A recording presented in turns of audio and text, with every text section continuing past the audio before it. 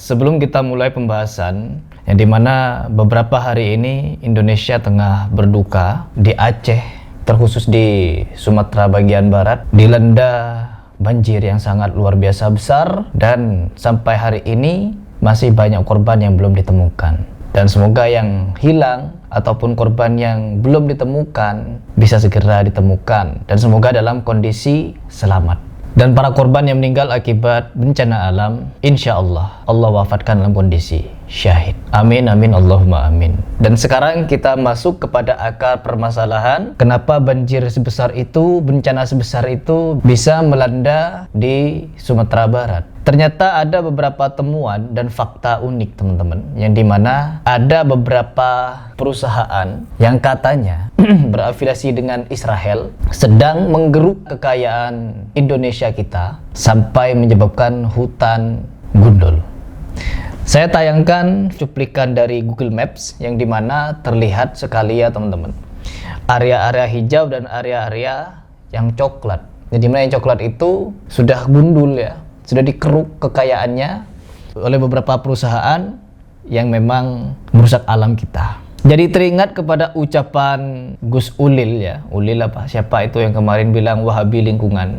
Ketika dia berdebat dengan seorang pemuda ya pecinta lingkungan, orang yang peduli kepada lingkungan dijuluki Wahabi lingkungan. Ini garis besar yang perlu saya jelaskan kepada kalian bahwa di Indonesia ini ketika ada kalimat Wahabi, seolah-olah itu adalah kalimat yang ditakuti oleh orang dan orang takut untuk menjadi bagian dari Wahabi itu. Padahal orang yang dijuluki Wahabi adalah mereka yang ingin murni di dalam beragama, tidak neko-neko dalam beragama. Sedangkan mereka yang mengaku ilmunya sampai, cara beragamanya sampai kepada Nabi SAW, banyak sekali yang tidak memurnikan agama ini.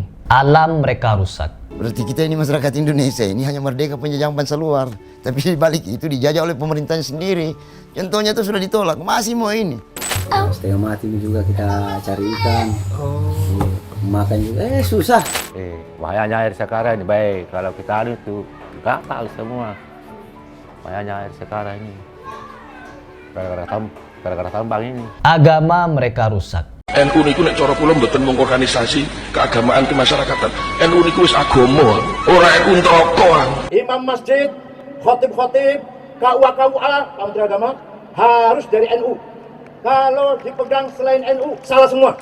Perhatikan orang-orang yang mengaku, kita ulik satu-satu ya teman-teman. Contohnya seperti Ulil ini. Ada Gus Fahrul Razi, yang dimana menjadi salah satu komisaris tambang nikel. Dan Gus Ulil ini sepertinya, kalau menurut dugaan saya, dapat bagian di sana karena membelanya sangat getol-getolan. Itu satu. Terus yang kedua, ini di bidang bisnis ya teman-teman. Ya, apalagi kemarin siapa namanya Gus Yahya Holil Sakuf itu dicopot, diberhentikan dari kepemimpinannya di PBNU karena terafiliasi dengan orang-orang Israel yang mengeruk kekayaan alam Indonesia ini. Ternyata mayoritas perusahaannya dari luar dan beberapa diantaranya ada yang dari Israel. Ini kan musibah teman-teman, musibah yang sangat luar biasa, tapi yang menjadi korban adalah bangsa kita sendiri. Harta kekayaannya digeruk habis, rakyatnya masih banyak yang miskin, bangsanya masih banyak yang nganggur, dan berbagai macam tindakan yang tidak tepat. Apalagi korupsi, kita bisa melihat makin banyak ya.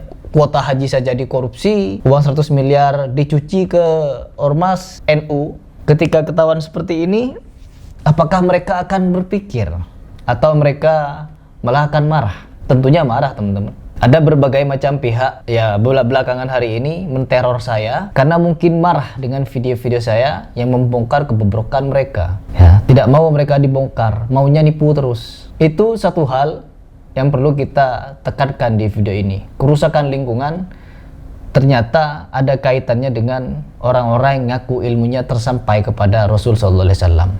Terus yang kedua, Wahabi lingkungan. Orang yang peduli kepada lingkungan tidak terima adanya tambang, ya penggundulan hutan dan beberapa hal kerusakan lingkungan ini. Kita yang peduli akan dijuluki Wahabi mereka. Ini bukti teman-teman bahwa senjata mereka adalah nakut-nakuti orang dengan kalimat-kalimat yang seolah-olah ya serem lah, Wahabi itu serem.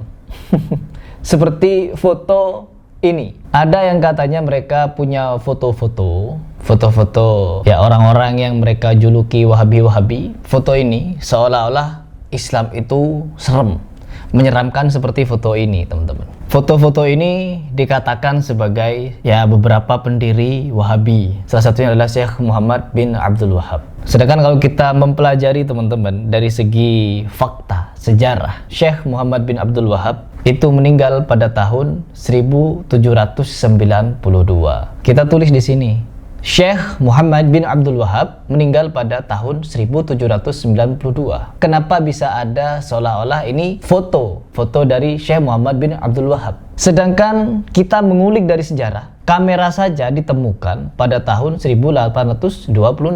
Kameranya muncul 1826, sedangkan foto ini meninggalnya ulama ini, yaitu Syekh Muhammad bin Abdul Wahab, 1 abad sebelum kamera ditemukan, teman-teman. Ini fakta yang menyeramkan oleh mereka, si peneriak Wahabi. Menyeramkan bukan? Ya menyeramkan fitnahnya.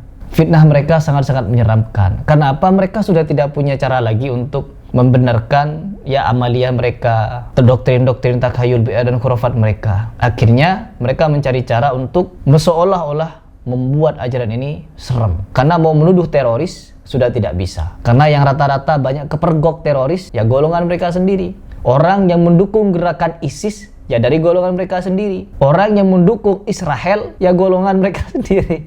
Jadi mereka sudah kelabakan dari segi fakta sebenarnya, teman-teman. Cuman mereka ngotot ingin membuat umat takut kepada Wahabi. Takut umat ini berpikir waras dan cerdas. Maunya ikut mereka terus, yang selalu doyan membodohi umat dengan doktrin tahayul bi'ah dan khurafat. Terbang satu-satu. Bagus. Tinggal yang paling kecil kalau nggak salah Habib Abdurrahman Segaf.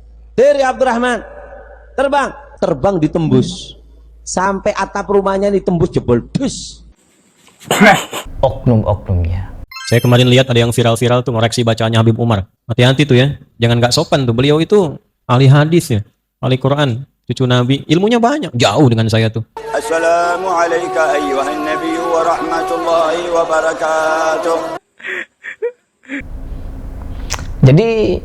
Jadi mau kita peduli dengan agama, kita akan dijuluki Wahabi. Mau kita peduli dengan lingkungan, kita dijuluki Wahabi.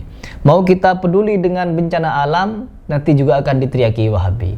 Intinya, bagi mereka, senjata utama adalah teriakan Wahabi. Jadi kalau kalian merasa takut dijuluki Wahabi, apa sih Wahabi? Bahasa Arabnya apa? Ya Wahabi adalah mereka yang mengikuti Sang Maha Pemberi. Siapa Sang Maha Pemberi? Ya Allah. Begitu, teman-teman. Ya gak perlu takut lah kita mau dijuluki Wahabi atau Salafi. Yang penting kita beragama Islam dan mengikuti Al-Quran dan Sunnah yang sahih. Begitu saja.